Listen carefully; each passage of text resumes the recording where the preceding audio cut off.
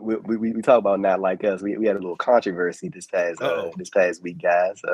Tiffany Stratton, Queen of the Ring. Oh, Jesus Christ! So prior to the, I was having a good Sunday. Why'd you have to bring this up? Go ahead, Andrew. So prior to the the Queen of the Ring quarterfinal match between Bianca Belair and Tiffany Stratton, Tiffany had reposted a fan made video to her Instagram story, and in the video, saw Stratton hit Jade Cargill from the off the ring apron. The sound over the video, I think it was from Shuni, the battle rapper, when she was like, well, and I'm gonna get to what she said, but yeah, okay, that sound came from Shuni. So shout out to her. Well, not shout out to her, but shout out to her. Y'all know what I'm trying to say. But the video, but when she hit Jade, the voice over the video said "black bitch," and like and there were various reports leading up to it, like about Stratton's status, and but in the end, she ended up facing Bianca Belair, and she lost in the Queen of the Ring quarterfinal match. Like just me personally, especially in today's social media, a young person like Tiffany Stratton herself, I think I'm like a year or 2 years older than Tiffany. I just don't believe that there's not that she didn't hear that audio before she posted it. I just don't because even like before I like let's say I'm posting like a music, like let's say I'm posting like a song or something that I like, and like I want to put the song over it. It's I am listening to the song that the part that I want people to hear. You know what I'm saying? Like I just don't believe that, especially in today's era of social media with my particular age group, which me and Stratton are. I just don't see her just looking at that and just be like, oh yeah, let me just repost this random ass video of me hitting it. Like, and then on top of that, she had the laughing emojis on top of it. So like, I think that is like very clearly fucking ignorant on her part to like even like think. But it's also like, and then Chris, I'm gonna get y'all, like I'm gonna kick it over to y'all, but like it's just even the lack of awareness and feeling even comfortable to like, okay, let me just share this. Like you gotta know your place sometimes. Stratton, you can't just be thinking you can do whatever the fuck you want to do and say like. But again, that I think that's also that disconnect that we just talk about every day between different cultures and how people understand things and how people navigate certain things. And I think that Tiffany navigated that horribly. I do not believe for 1 second that was just something like, oh yeah, let me just put this up on my, like, I think that she heard the audio and she probably thought, like, look at that, that's whatever. You know what I'm saying? Like that's what I think. But Nate, I want to ask you, like, what did you just make of that whole situation, and like, of course, with the end result with Bianca Belair winning, and the bigger conversation, like I was saying, and just like the lack of awareness and like even feeling comfortable to post something like that. But overall, like, I mean, I think it would have been like a bad move if Tiffany would have went over on Bianca. Like that would have been bad, brother. Well, Andrew, I am a good teammate, unlike Tiffany Stratton.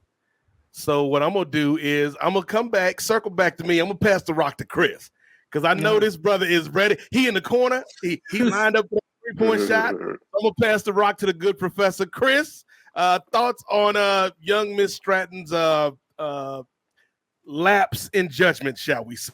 Oh yeah, Chris, just to add on to your point real before you get in, man, her fans was riding for her, dog. They was like, man, you can't talk bad about Tiffany. They was like, it was a mistake, and I'm like, man. Yeah. Tiffany Stratton fans need to shut the fuck up. If there was ever a time to shut the fuck up, it would be this time. Right. Now let me say this: was that a fireable offense that Tiffany Stratton committed? I think it was. However, am I mad that she wasn't fired? Not necessarily. I'm not out here being the race police. Like every time you do something, we gotta get Ray on this, man. We gotta get Ray on this, Chris. Every month we gonna have a segment. We gonna dress up in little cop uniforms, race police. we adjudicate racial issues in the wrestling world. Right, yeah, but I ain't wearing no damn cop uniform. yeah, but You can be undercover, nephew. You undercover. He said I'm undercover. The problem with this stuff is like, and I saw this stuff, and I really debated on if I even wanted to talk about it today, but we do have to talk about it because we cover these kind of topics on this show. Yeah, it was ill-advised. I don't know if you guys were paying attention to the news a couple years ago, or not even a couple years. I don't know how long ago it was. It seems like forever ago, but I don't think it was, where Joe Rogan was talking all of this shit about the vaccine, and people were getting mad that Spotify didn't ban them yet. Right. And then Sister India Ari came out and she said, "Yeah, I'm mad at him for that shit, but I'm also mad at him for this shit." And she put out a whole like 2-minute compilation of this dude just saying the N-word and just saying it. He wasn't calling anybody the N-word, but he was saying it like matter of factly, like just repeating it to the point where you're repeating the word so much that it's almost like way too comfortable. Yeah, that's what I'm saying. You're feeling way too comfortable. It's almost like you're trying to show us that you can say it, and you're like, yeah, I found a backdoor way to say the N-word. Hold on, Chris. I'm gonna let you finish. I'm gonna let you cook. Real quick, Joe Rogan. We don't want to hear you say nigga no more. Stop. Ray, look at Ray with the assist. I appreciate that, Ray. Go back to Chris. Right, yeah. Back in, Ray. But anyway, yeah. So that was with this Tiffany Stratton thing. Let me tell you guys something. If you want to survive amongst the community, just a quick word of advice, because a similar situation happened. And I know you saw this panel discussion, Nate. Maybe the rest of you haven't seen it yet. I don't know. But there was a panel from some years ago with Chris Rock and Louis C.K. was on the panel, and Ricky Gervais was on the panel, and Jerry Seinfeld was on the panel, and they were talking about comedy. And then Louis C.K., the N-word comes up, and he says it like once or twice. And he says it in a matter-of-fact way. And then Ricky Gervais is like, oh, I can say it now too. So he drops it. And then Jerry Seinfeld is like, you know what? I've never saw the humor in that word. So I'm not saying that. You know, he was Jerry was protecting the bag. Yeah, he was like, I ain't doing that. Now he's in trouble for some other stuff. And it just depends on what side of that war you're on. You're going to be feeling Jerry Seinfeld or not. But in that situation, he solidified himself with me. He forever gets cool points for that because he was like, look, he saw what happened to Kramer. He was like, nah, dog. Yeah, it's like, I ain't saying that shit, you know. And that's kind of like, I really do feel like if you are an outsider of the group, and even if you might be an interloper in the group, I think the best course of action is to just, if I have gay friends, gay students and stuff that call each other gay slurs and stuff. I never feel the need to jump in on that stuff because it's, you know, I'm not a part of that community. I could be a friend to that community, but I'm not. That's not a word. And I've got Asian friends that do the same thing, and I've got, you know, Mexican friends out here that do the same thing. And that's just, I just never feel the need to be a part of that, or I've got to say the word as well. You know, I've got Italian friends that call each other the WOP word on a regular basis, like a regular basis. and I'm just not using that word. No. This is not something I'm doing, and I have no desire to do it. The only time we will use that word, Chris, is if it's in a Kendrick Lamar song. Right. Yeah. That's the only time. Yeah. Or if I'm about to like order something from Burger King or something, I'm not using any words that aren't associated directly with my community. I don't feel left out if I can't say it. Mm-hmm. That's me. Other people feel differently about it. With the Tiffany Stratton thing, like I get what you were trying to do, but it wasn't cool. And again, I wouldn't have felt. I mean, they already fired Wesley's partner. You talking about Zachary Wentz? Yeah, they fired him for doing like the Hitler thing. Yeah, the Hitler thing, and you could make arguments on which one is worse.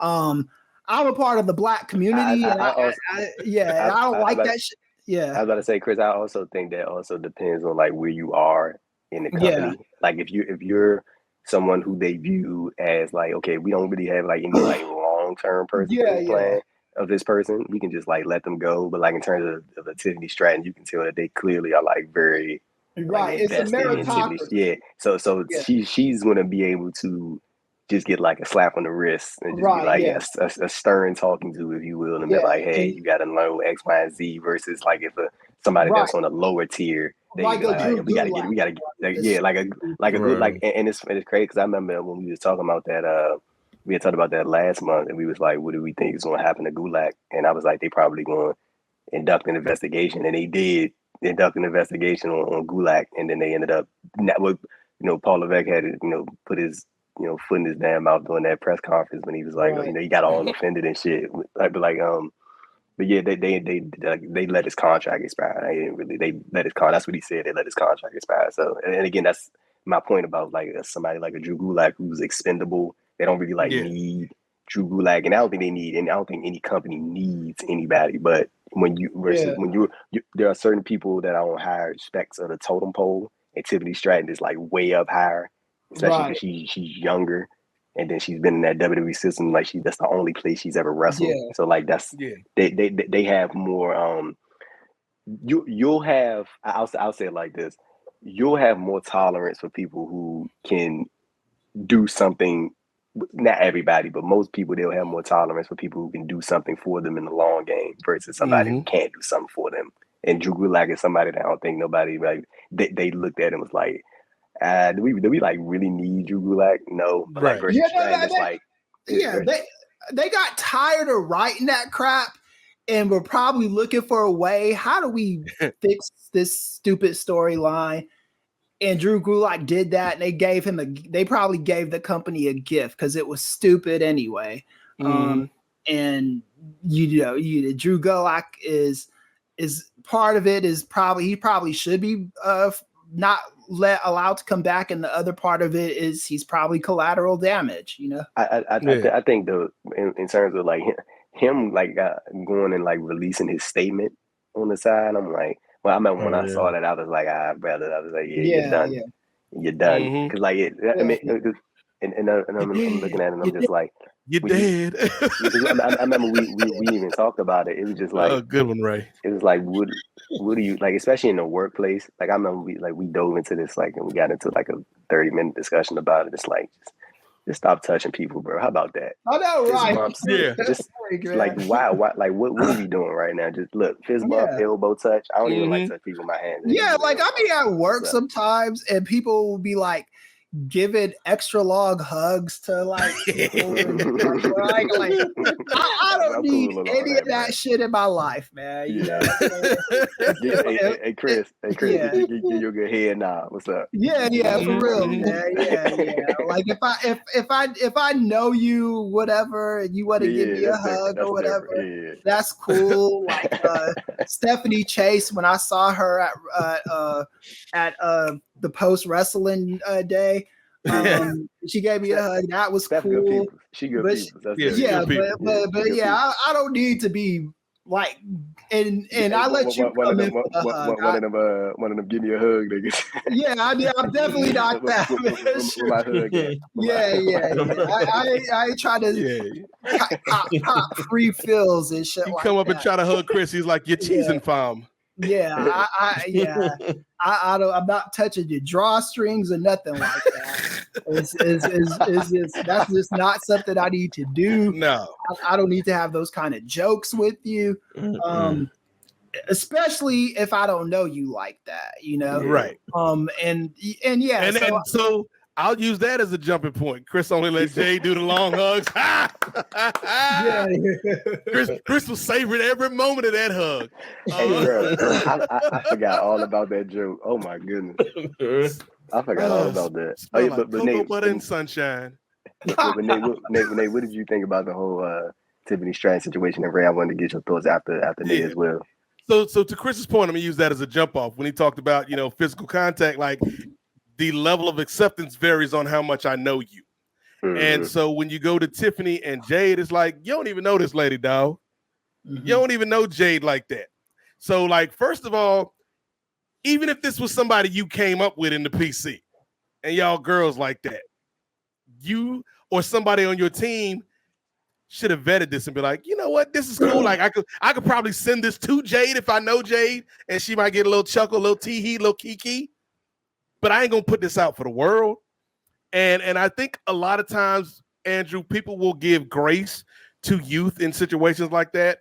Yeah. But I think you brought up a good point in that it's one thing if this is I was gonna say like 18, 19-year-old girl, but hell, even 18 and 19-year-olds grew up in this social media climate. Right. Yeah. And so it's like you should have the forethought, like, hey, even if I think this is funny personally, the juice ain't worth the squeeze on this joke. Right, yeah. Because the blowback I get might be worse than whatever laughs I could get or whatever, pats on the back I can get from my fan base.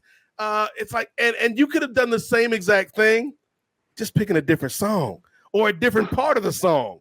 Like the fact that you put that part of the clip up, it shows a tone deafness nephew. It shows like a lack of awareness, like situational awareness was on zero. If Jade was in Madden right now, like she missing, or Tiffany was in Madden right now, she missing all the plays. Like you ain't got no type of awareness, girl. And so like Chris said, I don't know if this is a fireable offense. It doesn't hurt my feelings that she's still with the company because, like you said, like your worth to your organization is, based on what they can get out of you, what they can get from you, what they think the potential is to make money off of you. And so, yeah, I get why she's still there. But hopefully this is a moment where she can learn and like, yeah, all jokes don't need to be public. And maybe I should vet before I hit that send button on social media. Cause again, like whatever you hope to accomplish from this, you did not accomplish because, you got people like us and other folks talking about this situation. And I'm sure that's not the type of smoke that you wanted. Right. And I don't understand why you got to defend her. Like that's what I'm saying. That's what I get. It's like if you like Tiffany Stratton, no one is telling you not to like her no more.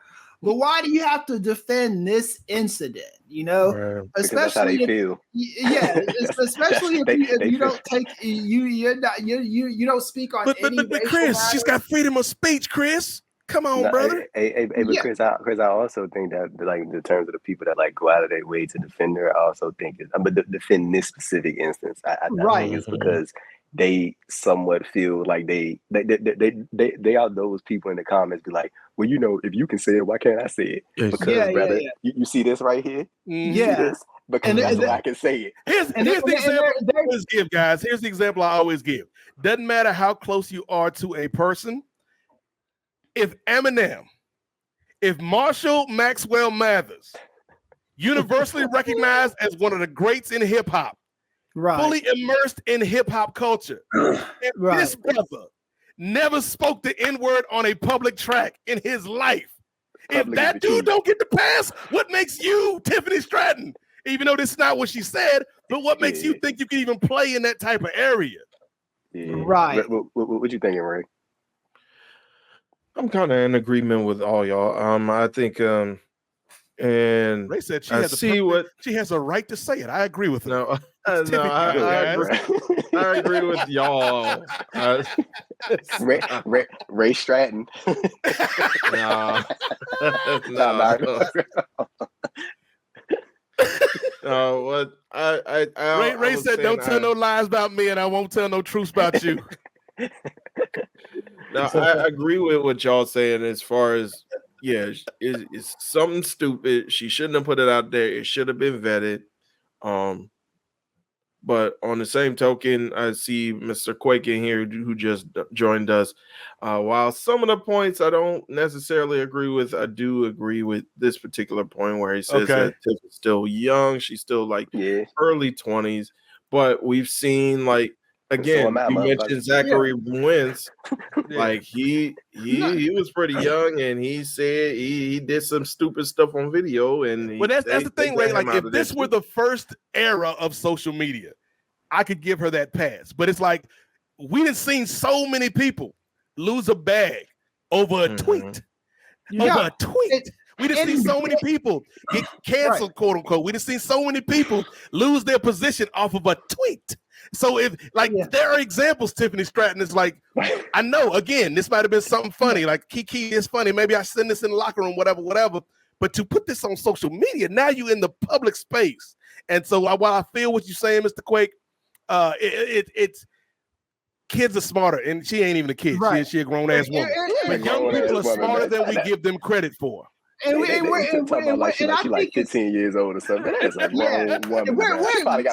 Tiffany Stratton probably got a mortgage. Like here's the thing with being young, man. She probably does too. But here's the thing with being young. This is when I want to get you. This is when I want to stop this shit in its tracks. If I get you while you're young, if I get you while you're 23 years old, you remember this shit at 33 years old. Right. You know? Like that's the thing. And you're gonna go either one way or the other. You're gonna go the way of, oh, maybe I should be a little bit more sympathetic when I talk, and maybe I should think a little bit more about the things I post. Or at least, at least smart. We ain't even say you got to change your mind, Tiffany Stratton. We hope you do, but you ain't got to. Just don't say it in public. Right. Exactly. Or she could go the other way. She could go, well, hell no, I can say what I want. I got freedom of speech. And all for all of you freedom of speech advocates, I'm going to explain something to you that I explain in my classrooms. Ray. I'm about to. There's First Amendment advocates, and then there's free speech advocates. They are not the same. I'm writing about this in my book. A First Amendment advocate, a free speech advocate, rather, they want to say what they want to say, when they want to say it, and think they got no consequences behind it. They just want to say the shit they want to say anytime they want to say it. A First Amendment advocate understands that they have the right to say and do what they want to say, but they also understand that other people have the right to not like the shit that they say. And to protest, the stuff that they say, right? Freedom of speech, the First Amendment encompasses expression, petition, religion, assembly, and the press. That's the fifth one. Those 5 areas, 5 pillars. That's what the First Amendment covers. And if you're going to call yourself a First Amendment advocate, you owe it to yourself to study it and understand each one of those 5 things and what they encompass. First Amendment is not a 2-page document, dumbasses. It is multiple pages. It's layered. The First Amendment is so every year in the Supreme Court, new First Amendment cases get argued in front of the Supreme Court, right? The Supreme Court is moving a little bit backwards on the First Amendment, but for the purposes of this topic, nobody has to like the stuff that post. You know, people have a problem with they can rage against it.